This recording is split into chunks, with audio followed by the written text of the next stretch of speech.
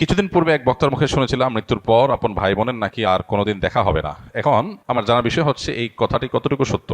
প্রথম কথা হলো যে এটা সঠিক কথা না, কারণ কোরআন হাদিসে কোথাও এরকম কোনো কথা বলা হয়নি যে মানুষের মৃত্যুর পর আর প্রিয়জনের সাথে কখনো দেখা হবে না, বরং এর উল্টাটা আছে। আল্লাহ রাব্বুল আলামিন কোরআন হাকিমের মধ্যে ইরশাদ করেছেন, যে ব্যক্তি ঈমান এনেছে এবং ওয়াত্তাবাআতহুম যুররিয়াতুহুম, তার পরবর্তী বংশধর যাদেরকে সে রেখে গেছে পৃথিবীতে, তারা যদি তার অনুসরণ করে, অর্থাৎ তার ঈমান আমলের অনুসরণ করে, তাহলে আল্লাহ তাআলা বলেছেন যে তাদেরকে তাদের সাথে আল্লাহ তাআলা ইলহাক করে দিবেন, সংযুক্ত করে দিবেন। অতএব এই আয়াত বরং পরিষ্কার বলছে যে কোনো মানুষের মৃত্যুর পর তার আত্মীয় স্বজন বা যাদেরকে তিনি রেখে মৃত্যুবরণ করলেন, সে মানুষগুলো প্রিয়জনরা যদি তার আদর্শ অনুসরণ করে, অর্থাৎ ঈমান আমলের চর্চার মধ্যে থাকে, তাহলে তাদের সাথে কিয়ামতে বা আখিরাতে আল্লাহ রাব্বুল আলামিন তাদের সাথে সাক্ষাৎ এবং একসাথে থাকার সুযোগ আল্লাহ তাআলা দান করবেন। এটা এখান থেকে পরিষ্কারভাবে বোঝা যায়। আর এর পাশাপাশি নবী সাল্লাল্লাহু আলাইহি ওয়াসাল্লাম আরেকটা হাদিস আছে, আলমার ও মাআমান আহাব, অর্থাৎ মানুষ যাকে ভালোবাসে তার সঙ্গে সে থাকবে।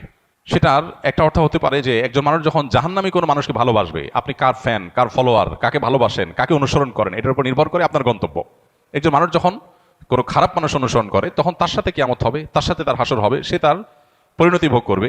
আর কেউ যখন কোনো জান্নাতি মানুষকে ভালোবাসে, জান্নাতি মানুষ অনুসরণ করে, তখন সে তার সাথে জান্নাতে থাকার সুযোগ লাভ করবে। এখান থেকে পরিষ্কারভাবে বোঝা যায় যে কোনো বক্তা যদি এরকম কথা বলেও থাকেন তাহলে এটা সঠিক না। তবে হ্যাঁ, কিয়ামতের পর একজন মানুষ তার প্রিয়জনের সাথে তার সাক্ষাতের সুযোগ হবে না, বা গন্তব্য পৃথক হবে, যখন একজন জান্নাতি হবে আরেকজন জাহান্নামী হবে।